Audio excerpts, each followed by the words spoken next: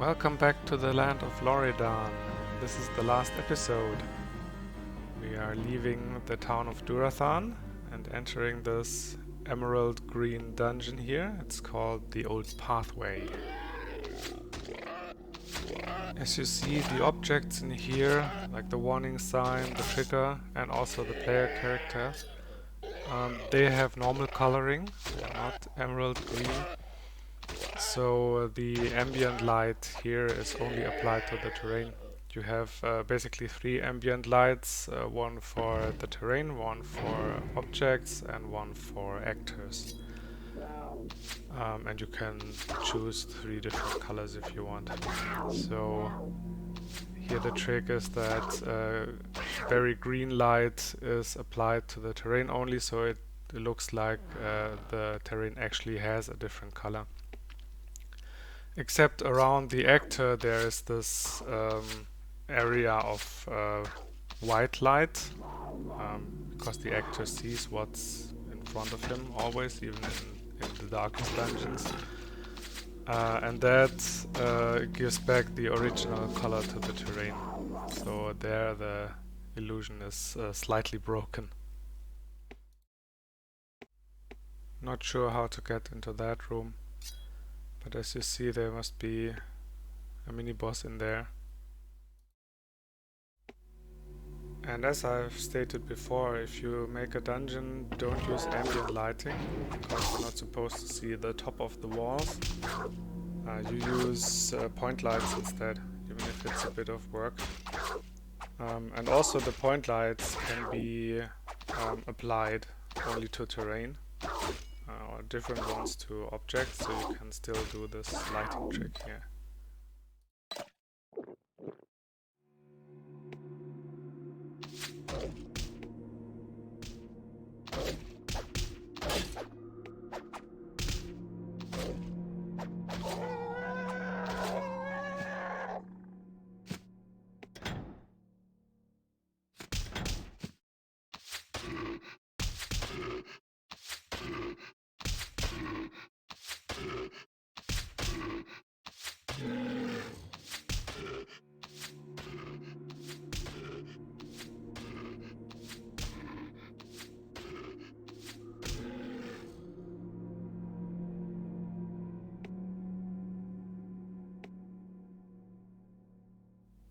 The area behind the door should only be made visible when you pull the trigger and the door opens. They did it with the little side room, so I don't understand why they didn't also do it here. The enemies in this dungeon are again a weird mix. There are still a few Trog to be found. Mostly Hassad and Trolls. And I think there is Hassad of the 3rd tier, but also still some of the 1st tier. Just a weird mix of difficulties.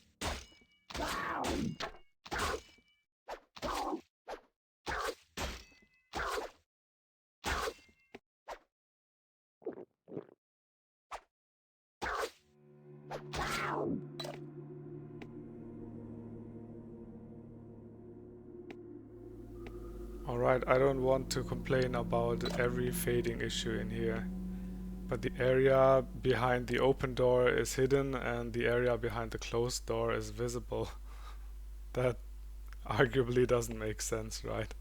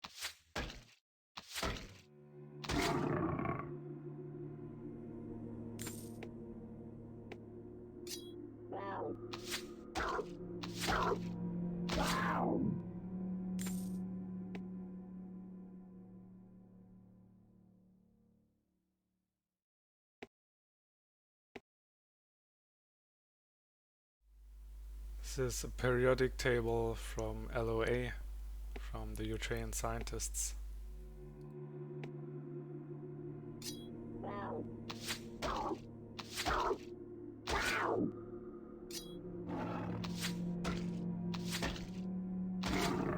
I like the statues of lions and black cats in this dungeon. It's a nice touch, nice reference to the Hassad in here.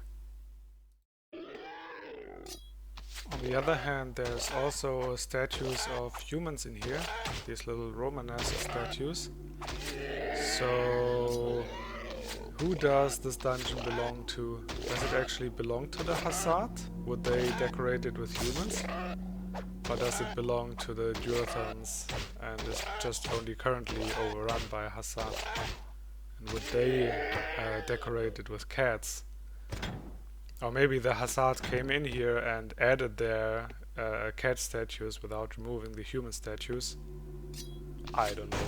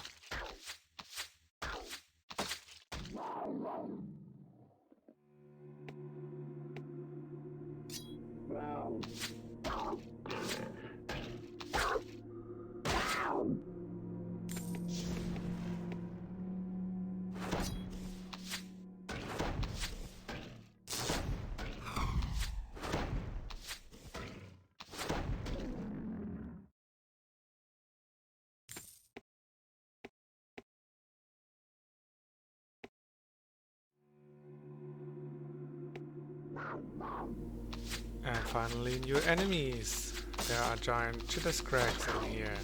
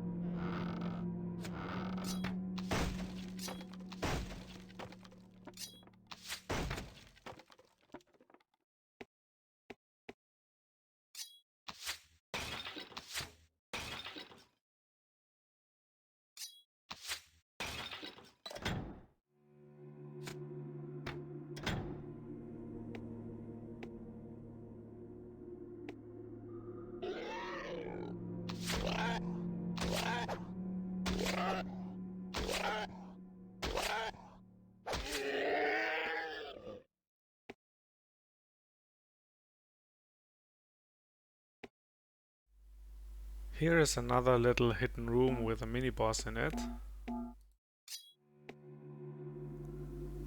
And up these stairs is the end of the map.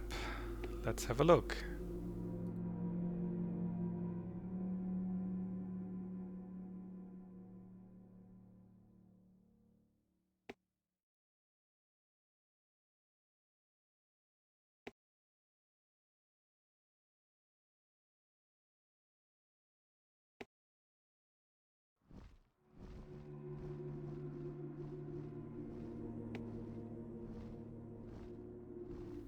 And yeah, they placed endgame dragons up here.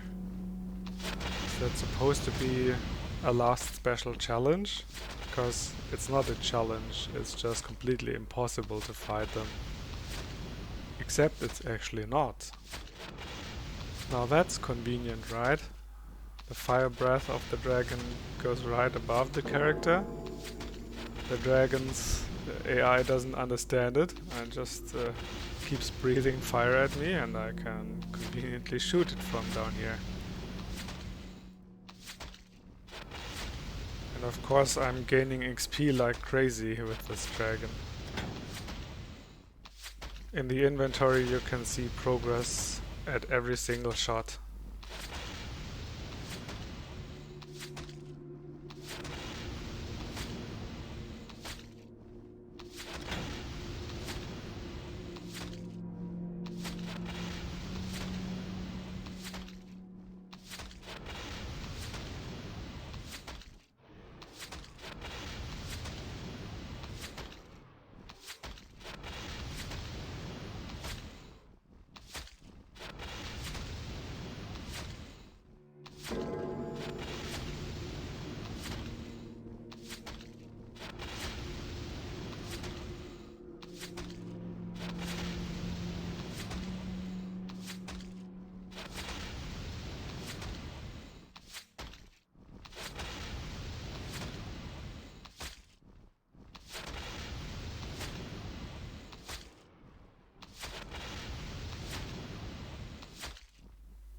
Alright, now I guess I should try to lure the other dragon to the stairs as well.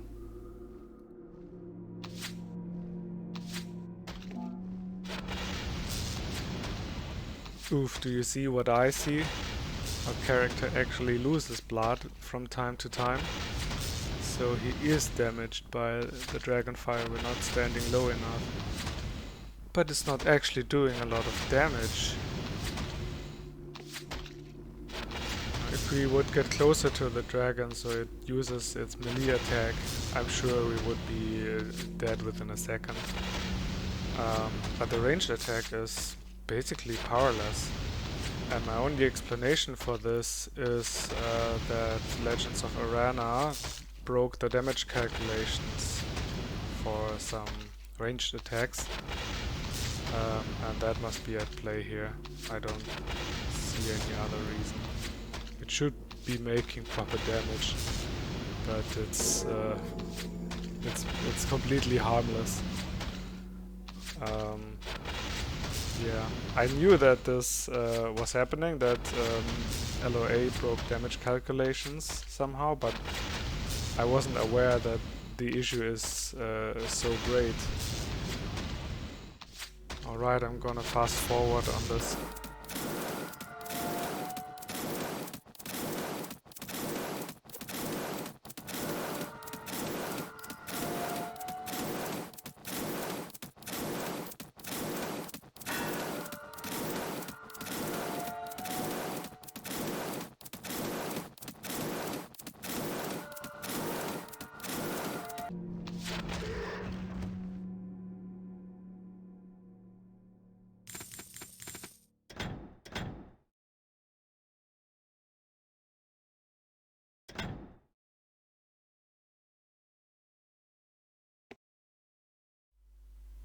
Here we have some LOA chests from the clock room.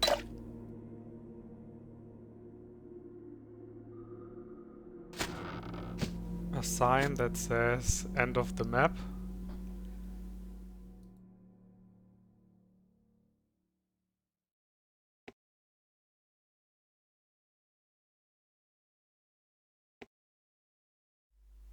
Use this lever and join in Darkworld. This was originally in English even, if I remember correctly. I have no idea what Darkworld is supposed to be.